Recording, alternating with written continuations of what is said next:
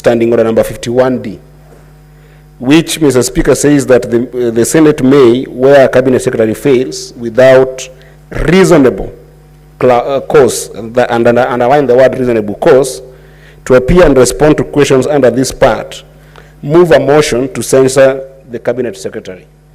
Now, I do understand that, Mr. Speaker, the requirement of this particular standing order is to the extent that the Speaker, being a neutral figure running the House, cannot initiate any action under that particular standing order. And therefore, it behooves my fellow colleague senators to actually take action.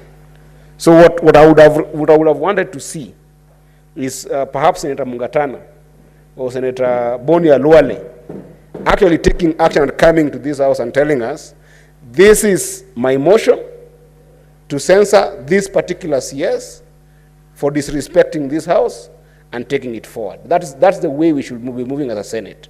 And I wanted to protect you, Mr. Speaker. Now that you have protected us so many times this entire year, may I protect you on that? But then, I also wanted to observe that we as senators elected by the people are very reasonable people. That is why the word reasonable appears in that particular standing order. And therefore, we are not malicious. To the extent that if there is any CS that takes us seriously and takes us at our own estimate of the seriousness we bring in this country as a House, then they should be able to take us seriously. What do I mean by this, Mr. Speaker? I'm in possession of the 3 letters of the CSS who are supposed to be in this House today. And I will argue a case on which kind of CSS we should be able to censor and the ones that we should not be able to censor. Mr. Speaker, on 28th of February, 2024, the CS for transport, that is CS Kipchumba Murkomen, wrote a letter. And this letter, he did indicate, the title of it was, he was requesting for a rescheduling of appearance date before the Senate plenary. And his reasons were this.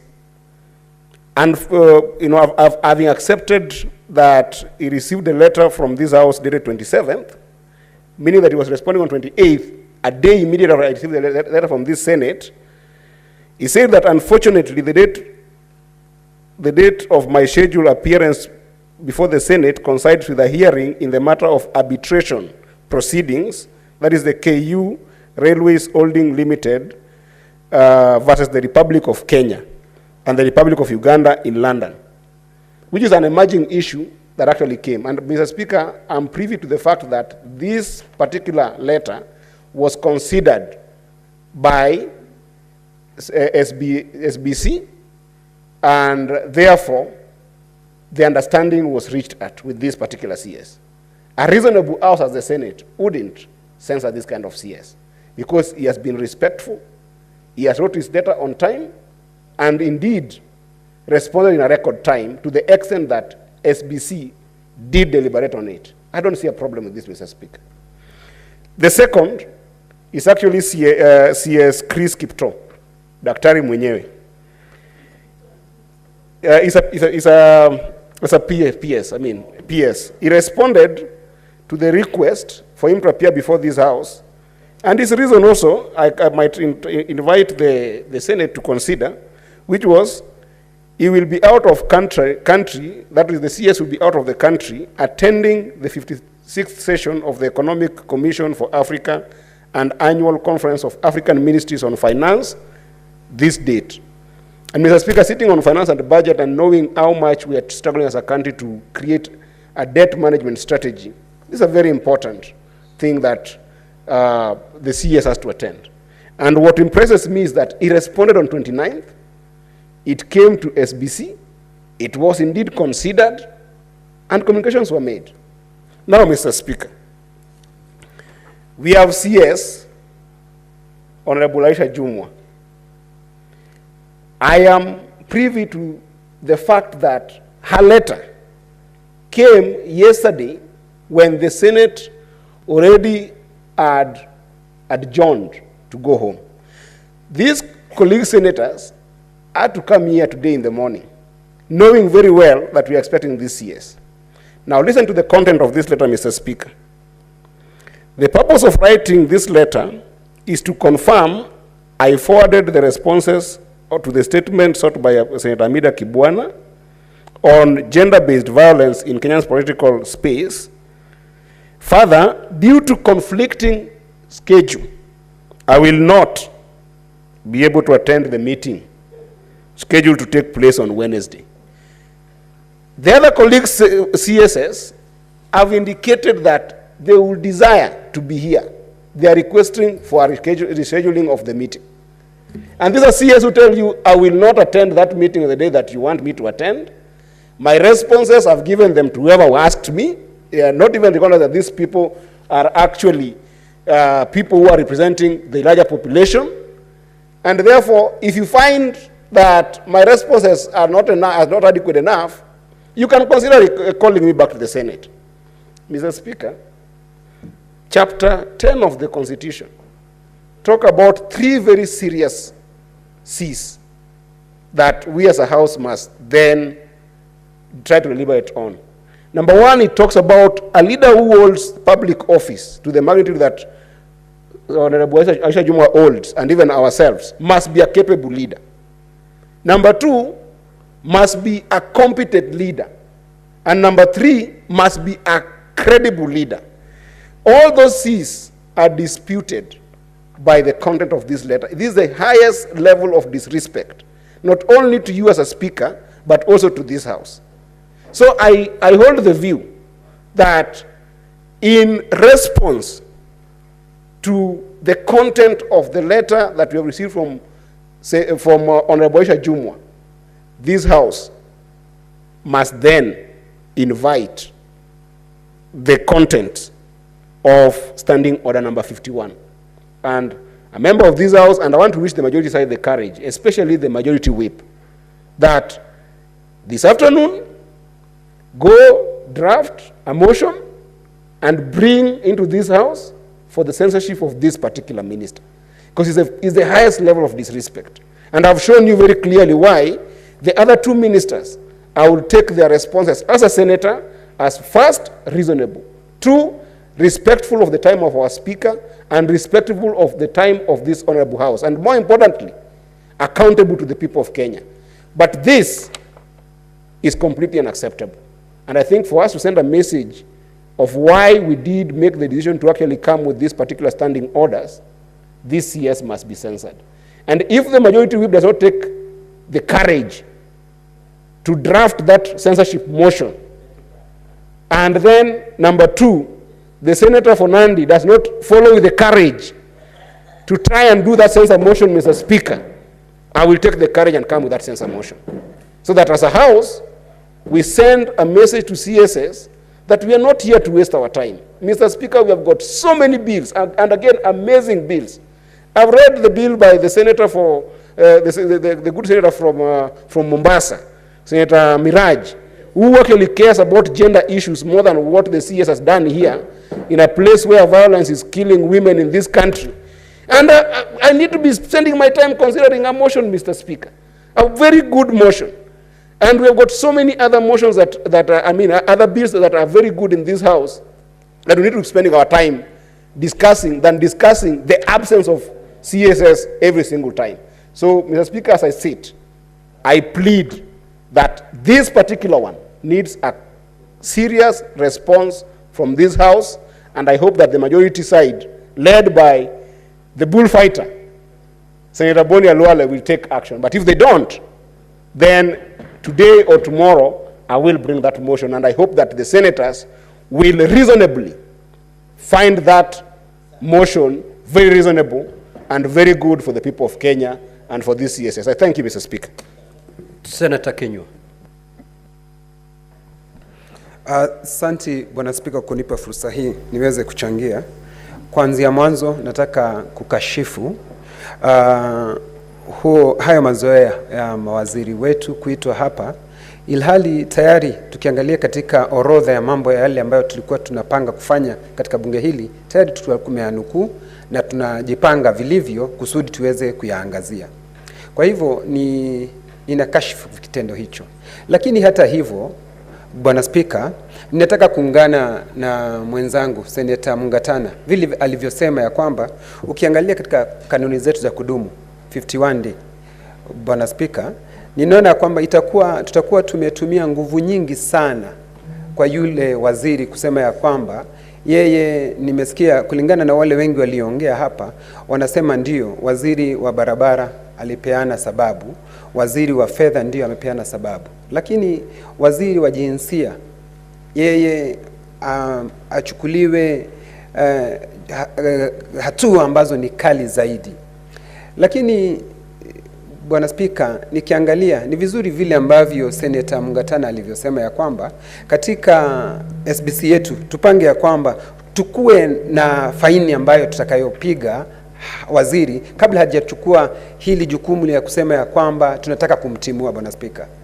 Na hata tukimpatia ile faini hata kama ni milioni 1, milioni 5 vile alivyopendekeza, Bwana Spika, hata ijapokuwa yule waziri hajafika katika jumba hili, ndio tuangalia kwamba amepeana sababu ambayo inafaa, kwa sababu pengine ameenda shughuli ambazo ni rasmi na hawezi kosa kwenda, kama nilivyokuwa nikimsikiza Senator Eddie akisema ya kwamba ndio yule waziri ama katibu wa kudumu amekwenda mahali ambapo kunafaa, na kwa sababu yako katika kamati ya fedha anasema ya kwamba ndio waziri hangeweza kuja. Kwa hivyo nataka kukubaliana na Mungatana tuwe na mfululizo mzuri, Bwana Spika, kwa sababu ndio leo amekosea.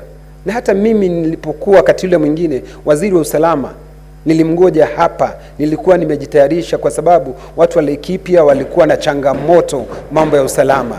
Unapata vile vile kuna shida nyingi watu wanapitia Elgeyo Marakwet na mahali kwingine, Bwana Spika, na Baringo.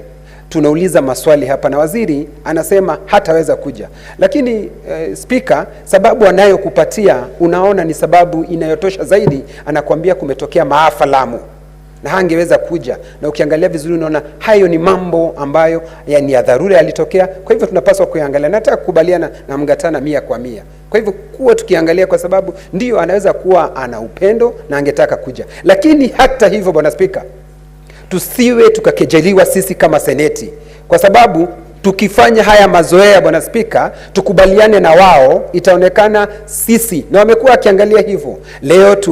Leo tukubaliane, tuseme ya kwamba ndio Kipchumba Murkomen waziri wetu asije, yule mwingine asije. Kama mawaziri hawatakuwa akija, Bwana Spika, tuondoe katika kanuni zetu za kudumu. Hatutaki mawaziri wawe wakija hapa. Tukutane nao katika mazishi, tuulizie maswali kwa mazishi, ama katika kamati zetu vile ambavyo tulikuwa tukifanya. Kwa hivyo, Bwana Spika, nakubaliana na wale walioongea, lakini nikimuuliza Eddie kwa unyenyekevu mwingi, nikimuuliza kiongozi kiranja wetu Boni Halwale, waziri wetu ambaye ni waziri wa jinsia, kwa leo, Bwana Spika, kwa leo tusilete ule mswada wa kumtimua, lakini tuseme ya kwamba aambiwe amefanya makosa, Bwana Spika. Na vile vile nimewasikia, Bwana Spika, wengine wakikurai uandike barua ama utoe hukumu ya kusema ya kwamba dakika 30 waweze kuwa amefika hapa. Bwana Spika, ningekurai tu kwa leo tukubaliane, uambie kosa limetendeka na utoe msimamo mkali, Bwana Spika, lakini kwenda mbele, Bwana Spika, tusimame wima kama nyumba ya seneti, tusije tukadharauliwa na kukejeliwa. Bwana Spika, nataka kushutumu kitendo kilichotendeka na nasema asanti kwa wewe kunipa fursa hii. Senator Miraj.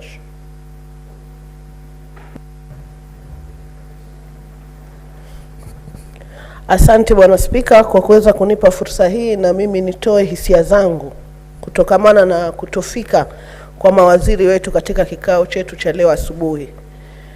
Kwa hakika ni jambo la kutamausha na la kukasirisha na kughadhabisha, kwa sababu tumerauka tumewacha vitanda vyetu ili tuweze kupata mwelekeo wa yale maswali ibuka, na sisi wengine ambao hatukuweza kupendekeza maswali tuweze kupeana maswali juu ya maswali ambayo tayari yalikuwa yameulizwa. Na mimi leo niseme kwamba sitakubaliana na maseneta wenzangu, kwa sababu mawaziri ambao hawakuweza kufika hapa ni mawaziri watatu, lakini kidole cha lawama kimenyoshewa tu waziri ambaye anatokea katika mkoa wa Pwani. Bwana Spika, ni jambo la kutamausha kuona ya kwamba sisi watu wa Pwani, haswa viongozi, huwa tunaangaliwa tu kama njia moja ya kuweza kufutia miguu mambo yote. Ni mara kadha mawaziri wamekuwa wakiitwa hapa na hawafiki, lakini sioni ni kwa nini kila mtu anamnyoshia kidole cha lawama dadangu kiongozi ambaye anatoka katika mkoa wa Pwani. Kwani yeye si binadamu ama si kiongozi ambaye anaweza kufikwa na dharura? What is the point of order, Senator Mandago? Senator Miraj just yield. What is the point of order, Senator Mandago? Mheshimiwa Speaker, ni haki Senator Miraji kudai kwamba wapwani wanaangaliwa kwa Senator Mandago, ni kanuni gani ya kudumu ambayo unataka kuitumia katika hoja hii? Statement of facts. Na 105. Ujue kwamba ukichagua kuzungumza lugha ya Kiswahili itabidi uendelee. Mheshimiwa Speaker, wewe ndio umenichanganya. Ni haki Senator Miraj kudai ya kuwa watu wa Pwani wanaangaliliwa, wanaonewa kwa njia ya kufutia miguu, ili hali katika serikali hii. Mheshimiwa Speaker, wewe mwenyewe ni Speaker ya Seneti, ambaye ni chumba ambaye ni hapa house katika bunge. Waziri Aisha Jumwa, Mheshimiwa Speaker, ni baadhi ya wale wa mama wachache wameteuliwa kwa hii serikali. Mheshimiwa Speaker, Senator Miraj mwenyewe amenominatiwa kuwa kwenye hii bunge. Mheshimiwa Speaker, atoe utafiti. Senator Mandago, tafadhali tumia Kiswahili sanifu siku nyingine. Hakuna kitu kama nominatiwa, ameteuliwa. Ameteuliwa, Mheshimiwa Speaker. Kwa hivyo, je, ni haki Senator Miraj kudai haya madai ambayo ameweka kwenye chumba hii ya Seneti? Senator Miraj. Bwana Speaker, yangu kuna hoja nidhamu nyingine hapa, Senator Miraj. Mr. Speaker, I rise under Constitution Article 152 4A, because there is assertion that Senator Miraj has stated that the reason Mheshimiwa Honorable Aisha Jumwa says she's being targeted because she comes from coast is very unfortunate statement, because according to Article 152 4A, each person appointed as a cabinet secretary A assumes office by swearing or affirming faithfulness to the people and the Republic of Kenya, and obedience to this Constitution before the President and in accordance with the third schedule as provided by the Constitution, Mr. Speaker. Is it in order for my good sister, Senator Miraj Abdullahi, to assert and state that, Mr. Speaker, that the reason CS Aisha Jumwa is being targeted because she comes from coast? I think, Mr. Speaker, the President appointed Aisha Jumwa out of competency and meritocracy. It was not because she comes from coast. It is because we believe that she would perform as a cabinet secretary. Mr. Speaker, can she withdraw, because it will not look very good in our answer and also before the eyes of Kenyans, because we don't want to see any CSS through the eyes of regions or tribe or ethnicity or religion they come from, Mr. Speaker. Senator Miraj, certainly your statement is out of order. In fact, it goes to impute improper motive on your colleagues, that the reason why they are raising their concerns, why the minister is not present, is solely because she's from the coast. Kindly proceed to withdraw that. Asante Bwana Spika, labda Kiswahili changu ndo kimewakanganya Wacha niendelee tafadhali Bwana Spika, nilinde. I have made a ruling. Ndio nasema natoa kauli hiyo na naomba msamaha ikiwa hivyo ndio nilivyoeleweka. Endelea na nikiendelea katika kutoa hisia zangu ni kwamba Bwana Spika, mawaziri wote wameandika barua, na kweli nakubaliana na bunge hili kwamba Waziri Aisha ameandika barua kuchelewa. Lakini katika kauli za maseneta wenzangu walipokuwa wamesimama kuzungumzia kutamaushwa kwao, hakuna hata mmoja ambaye amekupa wewe rai ya kuweza kumtafuta waziri na kumuuliza ni kitu gani haswa ambacho kimemfanya yeye asiweze kufika leo hapa.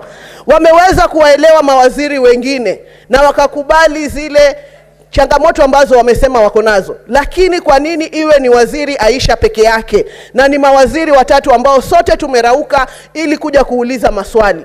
Na maswala ya jinsia waziri ni maswala ya kila mtu, si maswala ya jinsia ya kike peke yake. Kweli tulitamaushwa na yale yaliyoendelea katika ripoti ya NADCO, lakini ilibainika wazi ya kwamba viongozi wa kike tulikwenda kupitia majopo tofauti na tukapeana hisia zetu, lakini komiti ya NADCO wenyewe waliamua kwamba watawachia majukumu hayo wizara na ile kamati ambayo aliibuni ili waweze kupea mwelekeo sahihi ambao wanautaka.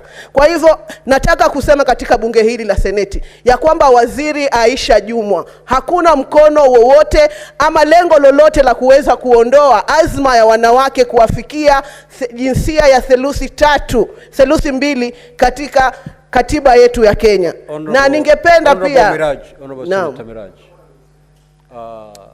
later the Honorable CS, when she appears, to be able to shed light on that subject, because we are not here to defend any CS, and the information you're giving, it's better given by the CS herself when she appears next. Have you concluded your remarks? Thank you, Senator Miraj. Senator Wafula. Asante Mheshimiwa Spika kwa nafasi hii. Mheshimiwa Spika, ni jambo la kutamausha sana sisi kama maseneta kurauka asubuhi na mapema, wengine kupuzilia mbali staftahi, ili tuje tujadili mambo muhimu ya serikali na nchi ya Kenya. Mheshimiwa Spika, baadhi ya mawaziri ambao wamealikwa hapa ni lazima wajue kwamba kuja kwao hapa kutapeana mwelekeo na suluhisho ama kupeana matumaini kwa Wakenya. Mheshimiwa Rais amekuwa na zuru pembe mbalimbali za nchi ya Kenya akiahidi na kupeana mwelekeo kwa miradi ya maendeleo kwa Wakenya. Na miradi hii ambayo yeye hupeana mwelekeo kwayo, wale ambao lazima watekeleze ni mawaziri ambao wachache wao wamealikwa hapa na wamefeli kufika hapa. Waziri wa barabara na uchukuzi anajua fika jinsi Mheshimiwa Rais na viongozi kwa mfano wa mkoa Magharibi hususan Bungoma tumekuwa tunadai na kuitisha uwepo wake mashinani, ajionee na aelewe ni sababu zipi zinashinikiza sisi kudai miradi ya maendeleo na barabara. Barabara ya Msikoma kwenda Mungazi, barabara kutoka Kakamega kuja Msikoma, barabara kutoka Chwele kwenda Lwakhakha.